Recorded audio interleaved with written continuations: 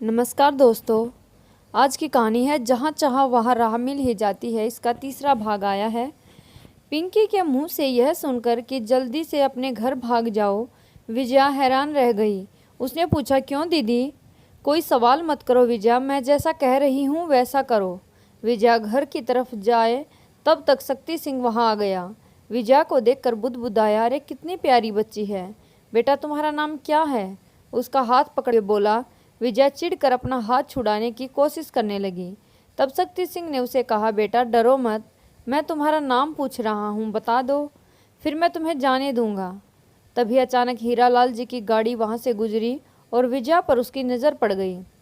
उसका पूरा शरीर गुस्से से कांप गया। तुरंत गाड़ी से उतरे और विजया को लेने पहुँचे। विजया बेटा यह क्या कर रही हो और यह कौन है? ऐसा कहते हुए उन्होंने शक्ति सिंह से अपनी बेटी को छुड़ा लिया। अरे हीरालाल जी, आपकी बेटी है? शक्ति सिंह ने पूछा। हाँ बिल्कुल, लेकिन तुम कौन हो? हीरालाल ने प्रश्न किया। हीरालाल जी, आपको तो सारा गांव जानता है, लेकिन आप मुझे नहीं जानते।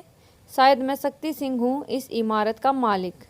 अच्छा, तो आपका पता है यह क्या चलता है? हीरालाल ने पूछा। जी बिल्कुल पता है, और मैं कुछ गलत नहीं कर रहा। मजबूर लड़कियां मुझे मिल जाती हैं तो मैं उन्हें इस इमारत में सहारा देता हूँ। इसे आपको क्या तकलीफ है? शक्ति सिंह ने उत्तर दिया। तब हीरालाल ने कुछ ना कहते हुए विजया को वहाँ से ले जाना ही ठीक समझा। घर जाकर उन्होंने विजया को बहुत समझाया कि वह फिर वहाँ ना जाए। तब विजया बार बार पूछने लगी, वहाँ क्यों ना जाऊँ पापा? हीरालाल ने उसे कुछ भी बताना उचित नहीं समझा और उसे बातों में बहला दिया। उन्होंने घर के सभी नौकरों को हिदायत दी कि विजया पर ध्यान दे और उस गली में कभी न जाने दें।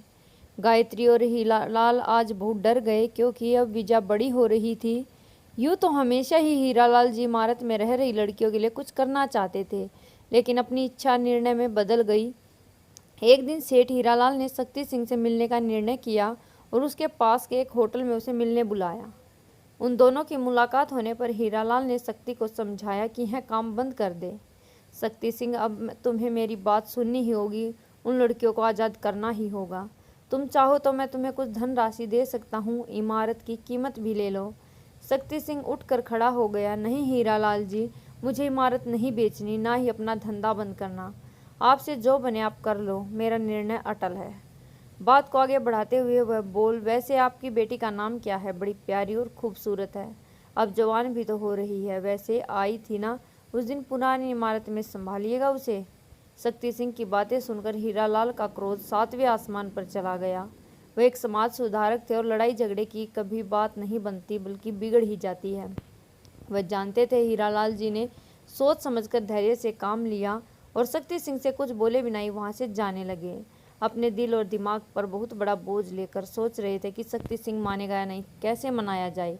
यह प्रश्न और कठिनाइयाँ दिमाग में कोलाहल मचा रहा था। तो दोस्तों, यहाँ तक थी ये कहानी। आपको कैसी लगी? अच्छी लगी है तो लाइक शेयर करना।